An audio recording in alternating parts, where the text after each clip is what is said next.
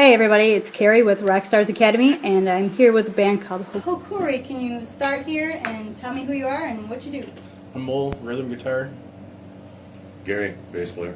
Ken, vocals. Brant, drummer. Big D, guitar player, lead guitar player. Sweet. So you are death metal, right? That's Yep. what I would call it. Hope so. We try. Very good. And you have a new disc coming out. That's out right now for It is people out to... right now. Been out for about a month. Got You by the Balls. It's 5 tracks. We've been selling it for $5. Put out by Revolution Music. Dave Schmidt, big help to us. He's been doing 2 albums with us now. Got 2 of them for $5. Pretty much the first one was full length, 13 songs, and this one, like I said, is 5 newest stuff. First one with Gary on it is our bass player. Our old bass player Jeff had to retire, job and family life and such, you know. But we kept going. Gary's been great. We never played a show without a bass player. Been going the whole time. He's starting to work on new music, so our new stuff is going to have things written by Gary. Pretty cool. Is that what it's going to be called? Things Written by Gary? Yeah. We'll see. The name of the disc may not be able to be stated in this interview. Right. Just to keep it kid friendly. Just say beep! Yeah. Right, so the new one's called Got You by the Balls. What's the old one called? Murder Road. Murder Road. Yes. Cool. It's a very death metal sounding name. We deal with the macabre. Very good.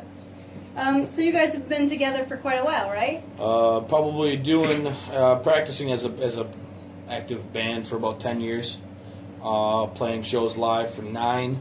I would say that Dennis is actually probably the oldest member.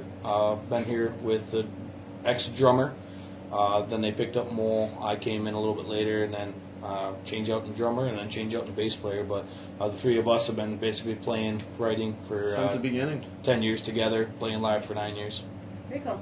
Where do you play mostly? Is there a certain area? Well, I mean, primarily anywhere in the state of Michigan that will allow heavy bands to play. Changes year to year. It changes. Any way they'll let us play. A lot in Lansing. We were doing a lot in Lansing for years. Out in Muskegon now, but we'll play hometown shows every once in a while. Bay City, Saginaw. We get into Flint occasionally. Tonight, for instance, we're going down to Taylor. First time playing down there. So, you know, we try to spread it around as much as possible. Try not to saturate an area for too long. Very cool.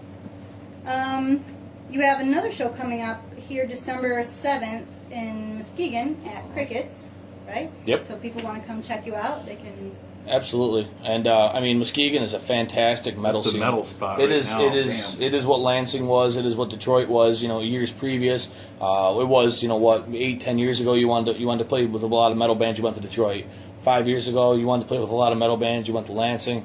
Muskegon has really picked up that, and there's a lot of metal bands out there.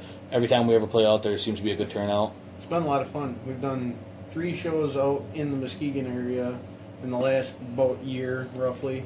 And every time we go, crowd comes out, they participate, they stand, they don't leave late in the night. So, and then the bands have been really cool because we, being from Bay City, we don't get to play with a lot of these bands because a lot of these bands never get to travel.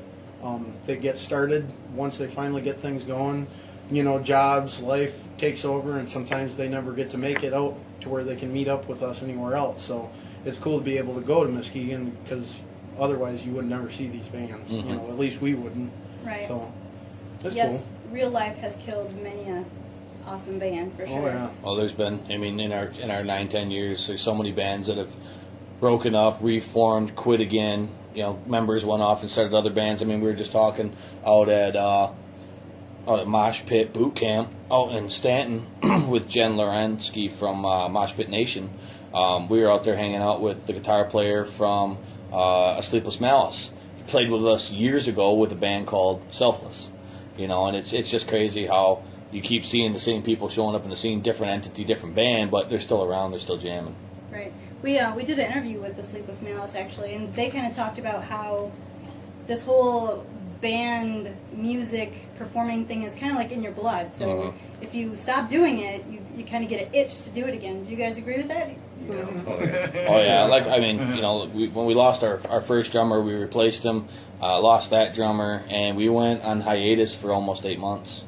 I mean, until we found Brant, and even after we found Brant, we didn't get back right out until he was comfortable playing the music. So it was one of those things we easily could have packed up camp and took off and all went our separate ways and took on different, activities and, hobbies, but it just wasn't what we wanted to do. It's the live performance is, I don't know, it's just like you said, it's in your blood. It's hard to get away from. It's a lot of work to start over too after you do something for 5-6 years, to reform a whole new group, write all new songs. It's fun, but you're constantly working, and I enjoy more being able to go out and something that we've been doing for so long. You get to see shirts that we can't print no more, see stickers that we haven't had for years.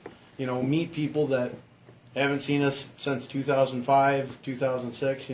So it's cool because you lose contact with people. Like you said, life takes over, and sometimes people disappear, and we get busy too. So it forces us to get out, and we get to see old faces that normally we'd probably never see again had we not been doing this. Yeah, and more to your point, I mean, Gary, you've been playing music for Gary's been doing this 20 longer than I have been. 20 years, and D, you've been playing music for how long?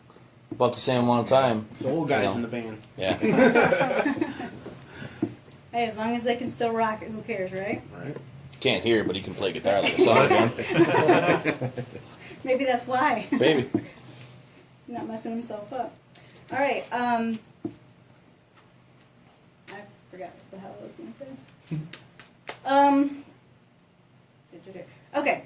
So, being in a band is not always an easy thing, right? And there's kind of this attitude out there that being in a rock band is the easy way out. It's if you just want to be a slacker, just go play music and be in a band. What are your thoughts about that? Being in a band sucks. It's It's a pain in the ass. It's like being in a relationship. It with literally, 5 you're in a people. relationship with 5 people. You're strapped for cash. We really don't pay a lot of paying gigs. I mean, because how many people are really looking for death metal bands to come play at their local tavern and pay you $300 to, play for 3 hours? Cover music's where it's at, really. And if you're going to be in a band, you want to It make ain't money. even that anymore. Gas prices are a killer. Maintenance on vehicles. I mean, it's only so long until that band's ready to die. But if you love it, if you want to be into music for the right reasons, then it's absolutely probably the most enjoyable thing you can do. But we came to a realization a long time ago, we're not going to be famous. We're not going to be touring. We're not going to be going and playing sold out like Harpo's, and we're not going to play in arena shows. And that kind of took the edge off. Once you realize that be who you want to be comfortable, write what you would want to listen to. If people enjoy it, then awesome, you can keep playing. If people don't enjoy it, keep playing anyway. But to say that it's the easy way out, A lot of aggravation. It is. It hasn't been bad the last couple of years, but when we were younger, it's really hard when you got girlfriends that fight. You got everybody's in the group, and then it's not you that's fighting; it's the girlfriends, and then you got to go home to the girlfriend. Right. Oh, Everything's harder when you throw chicks in the mix, though, isn't it? Well, we're on the road. I don't know. We've really scaled back, but I mean, we're off playing shows at least 30 to 60 times a year. That's girlfriends, wives, kids that are home by themselves without us around. Miss a lot of times. I hunt anything that walks or flies. So I have to, like tonight, we're going to be going down, and we won't be going home till 4 o'clock. I don't go goose hunting tomorrow morning. But it's a sacrifice that you make, and you have to make that decision. Is it worth it? Right. All right, I know you guys got to hit the road and get down to your show, so we're going to wrap it up with one last doozy of a question. What is your most embarrassing story about yourself or someone else in the band that we can air? That narrows it down. Right? Not that one, Oh, yeah. not that one. Can't. Yeah, there's a couple. Next. I guess the most embarrassing for me was my 30th birthday party last year. We played out at the Black and Moon in Lansing. A good friend of ours, Bon Jaso, had allowed us to play a 30th birthday show there. We played with Severing the Need, Owens Black, Hillside Barrier. There's Genocide there too, and then another band that we had gotten out of Muskegon. And Genocide shows up, thanks to Tim Seaver, hands me a bottle and says, "Start drinking." And We had designated drivers. That I don't doesn't remember. what I happened. don't remember much after that. I do remember having a great time with all the bands and We were really all just doing. being super There's wasted. pictures on the internet. There's pictures in the video. Evidence. And I don't remember hooking my microphone up. I carry a wireless, so I have to literally take it out of the box, plug everything in, check everything, turn the mic on, do a sound check to remember it. I came to basically midway through the first song. When I went to go to the second song, my wife, who was standing in front of the stage, had to point to the set list. I remember up until the third song.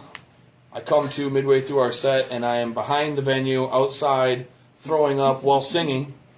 In your wireless That was the phone. night the Jumbles jumped over my drums onto me. Yeah, after I almost landed in Brandt's lap trying to get up onto his drum kit and fell over one of his toms.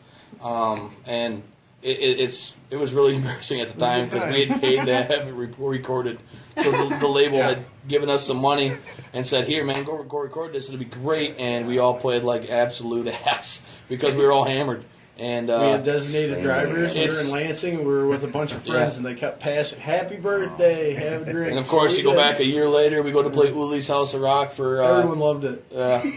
Capital City Chaos. I don't remember anything, and everybody's like, "Wow, that was the greatest show I've ever been to." And we had such a lot, such a Everyone blast. had We were fun. so hammered. I'm like, "Well, I'm glad you guys had fun because I threw up on the way home." Yeah. And Well, but it's we've had a lot of embarrassing moments. Play the but- Bereaved. Play the bereaved wall. We played the Bereaved, and then Ken disappeared off stage, and I'm looking around, where's Ken? Because the song that we had practiced in the set list, he was supposed to intro us in, and then we all started, and we can't find Ken, nobody knows where he is, and he's like, play the Bereaved. Well, we had already played it. And then so I just start playing the one riff to try to get him to, oh yeah, we got to do this song. There was no recollection. He just played the Bereaved. I was like, I apparently let's went just on. play one more and get off the stage. I went It's on no 2 good to us tirades. anymore. Apparently, I think I yelled some obscenities at a band that had left early. And they were still there. And they were still there. And then a vegetarian friend of mine was there, and I got the crowd to chant steak. So that was... There was the one show a long time ago that we played up north where you got everybody to chant "Show the Toe," and we didn't play until I had to take my shoes off.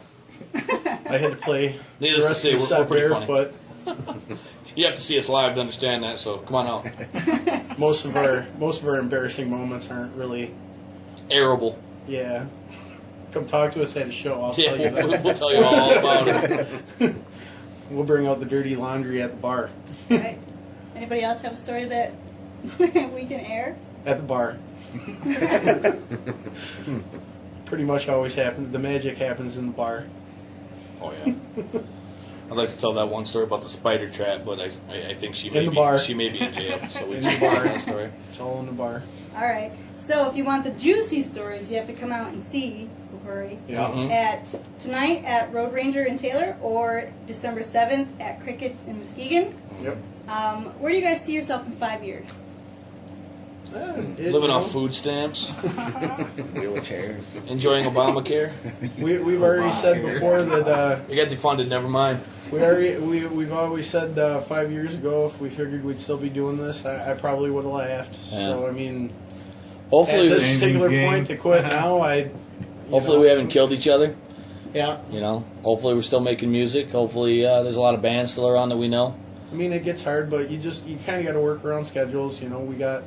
You get scheduling conflicts. Sometimes you might have to take 2 months off or a month off, but you just use that time to do something constructive. We got a lot of video to edit up that we've been sitting on for a while that we want to post on YouTube. We had our oldest mascot, Chester Half-Ass. He was a half zombie. We always put T-shirts on him. He came everywhere with us for years. Well, he started falling apart. Everybody would, the older fans would ask us, where's Chester at? Can't really take him anywhere anymore. He's falling apart. So we gave him a Viking funeral. We burned him. We ended up filming it. So when we have time, we end up editing things or start working on new music. And then when we can start playing again, we're trying to be productive all the time, even though we're going to work and dealing with the family life. Right, that real life gets in the way, doesn't It does. More so than you would think. Right? The So do you real guys- the real answer is we don't know where we're going to be next year, let alone 5 years from now. Right. Right. It's all up in the air, isn't it? Absolutely. So do you guys have a website then that people can check out? No, because we're slackers. Facebook. We do have Facebook though, like everybody else on the Reverb. face of the planet. Reverb Nation. You can check out stuff on Revolution Music, their website. I think Dave said he was going to be getting the CD loaded up to there. I don't know if we'll be on iTunes and stuff like that. But normally, anytime we have any gigs going on, any shows, anything coming up, we try to put it on the Facebook just so it's out there. And Welcome to This World video out of Detroit. Mm-hmm. We've done, I think, a half dozen videos with them now. You know, live performances. They do a great job. They do. Yeah, they do. Really Yeah. good work. we try to, so Really awesome we'll people, we too. promote a lot of their stuff. You'll see us on their page from time to time if they're at a show. All right, very cool. So if you check out their CD and you like their sound, you can check out their Facebook. You'll be able to find out where to download their music. You can always hit us up at RSA. We can probably get you a CD if you want it. Those are both $5, right? Yep. $5. We recorded this last one at the Indie Spot in Bay City. They're a relatively new, upcoming studio. I don't even know if they're a whole year old yet.